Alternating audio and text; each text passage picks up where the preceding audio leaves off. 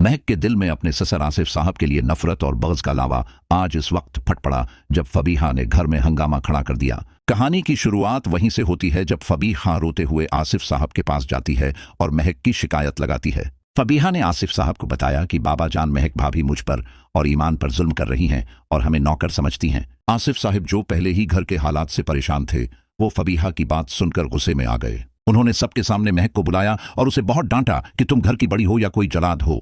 आसिफ साहिब ने साफ लफ्जों में कह दिया कि इस घर में फबीहा और ईमान की मर्जी भी चलेगी और तुम उन पर जबरदस्ती नहीं कर सकती।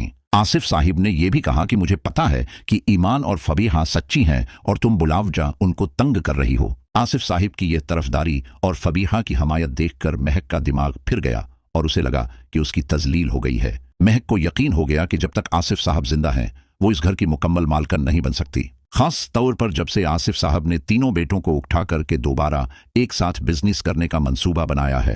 तब से महक की नींदें उड़ गई हैं, क्योंकि वो जानती है कि अगर आर्यान अपने भाइयों और बाप के साथ मिल गया तो महक की वो आज़ादी और हकमरानी खत्म हो जाएगी जो उसने बड़ी मुश्किल से हासिल की है। महक ने सोच लिया है कि अगर मुझे अपनी बादशाहत कायम रखनी है तो मुझे इस रास्ते के सबसे बड़े कांटे को हटाना होगा। महक अपने कमरे में टहल रही थी और खुद से बातें कर रही थी कि यह बूढ़ा ही तमाम फसाद की जड़ है। यही ईमान और फबीहा को शह देता है और मेरे शौहर को भी मेरे खिलाफ करने की कोशिश करता है। महक ने फैसला कर लिया कि आज रात वो इस किस्से को हमेशा के लिए खत्म कर देगी और आसिफ साहब को रास्ते से हटा देगी। रात के गहरे सन्नाटे में जब घर के तमाम अफराद गहरी नींद सो रहे थे तो महक जाग रही थी। उसकी आंखों में नींद नहीं बल्कि खून और इंतकाम की आग थी जो उसे चैन नहीं लेने दे रही थी। महक अपने बस्तर से उठी और दब्बे पांव आसिफ साहब के कमरे की तरफ बढ़ी ताकि अपना खौफनाक मंसूबा पूरा कर सके। घर में इतनी खामोशी थी कि महक को अपनी सांसों की आवाज भी सुनाई दे रही थी, लेकिन उसका इरादा पक्का था। वो आहिस्ता से दरवाजा खोलकर आसिफ साहब के कमरे में दाखिल हुई जहां वो बेखबर सो रहे थे। महक ने चंद लम्हे अपने बूढ़े ससुर को देखा और बड़बड़ाई कि बाबा जान, आपने मेरी जिंदगी अजाब बना रखी है। आपने मुझे घर की बड़ी बहू तो बना दिया लेकिन ताकत नहीं दी।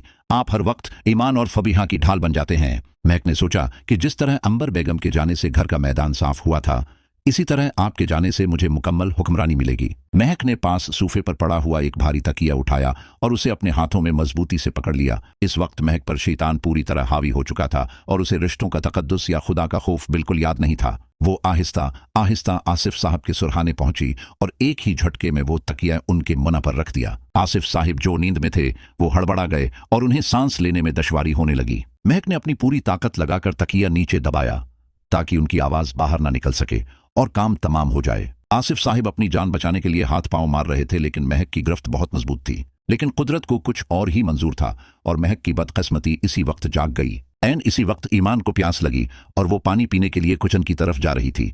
ईमान जब आसिफ साहब के कमरे के पास से गुजरी तो उसे अंदर से कुछ गरने और घटन की आवाजें आईं। ईमान फौरन रख गई और उसने दरवाजे की झरी से अंदर झांक कर देखा तो उसके पैरों तले जमीन निकल गई। सामने का मंजर इतना खौफनाक था कि ईमान की रूह कांप उठी और उसके मुंह पर हाथ चला गया। उसने देखा कि महक भाभी पागलों की तरह आसिफ साहब का गला घूंट रही हैं और उन्हें जान से मारने की कोशिश कर रही हैं। ईमान ने यहां बहुत होशियारी, अक्लमंदी और बहादुरी से काम लिया और शोर मचाने की बजाय अपना दिमाग इस्तेमाल किया। उसे पता था कि अगर मैंने अभी शोर मचाया तो महक मक्कर जाएगी और उल्टा मुझ पर इल्जाम लगा देगी। उसलिए ईमान ने कांपते हाथों से फौरन अपनी जेब से मोबाइल निकाला और कैमरा ऑन कर लिया। ईमान ने महक की इस खूनी वारदात की मुकम्मल वीडियो बना ली ताकि कल को महक अपनी सफाई में कुछ ना बोल सके।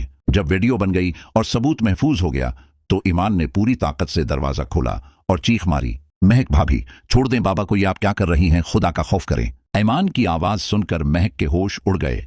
वो बड़ी तरह घबरा गई और उसके हाथ से तकिया छोड़कर गिर गया। आसिफ साहिब जोर जोर से खांसने लगे और लंबी लंबी सांसें लेने लगे क्योंकि वो मौत के मुना से वापस आए थे। महक ने जब पलटकर देखा कि ईमान खड़ी है तो वो फौरन पींतरा बदलने लगी। वो कहने लगी कि ईमान, तुम गलत समझ रही हो, मैं तो बस बाबा का तकिया सीधा कर रही थी।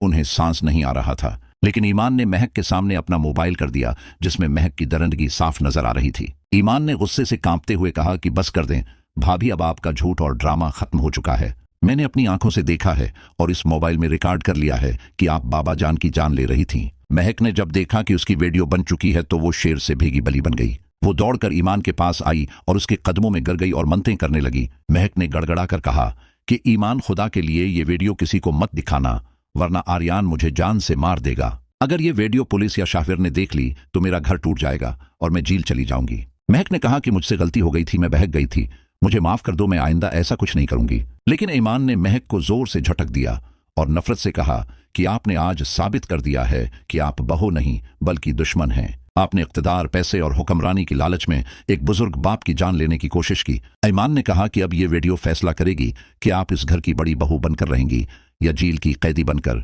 आसिफ साहिब जो बस्तर पर लेटे ये सब देख और सुन रहे थे, उनकी आंखों में शदीद खौफ और दुख था। उनका दिल उस सदमे से डूब रहा था कि जिस बहू को उन्होंने बेटी का दर्जा दिया वो उनकी कातिल निकल आई। अब महक बरी तरह ईमान के शिकंजे में फंस चुकी है, क्योंकि उसकी जिंदगी की डोर अब ईमान के हाथ में है। महक जानती है कि अगर ईमान ने यह बटन दबा दिया तो उसकी सारी इज्जत खाक में मिल जाएगी। अब देखना यह है कि क्या ईमान महक को जेल भिजवाएगी या उस वीडियो को महक के खिलाफ हथियार के तौर पर इस्तेमाल करेगी। अपनी कीमती राय कमेंट बॉक्स में जरूर दीजिएगा। अल्लाह हाफिज।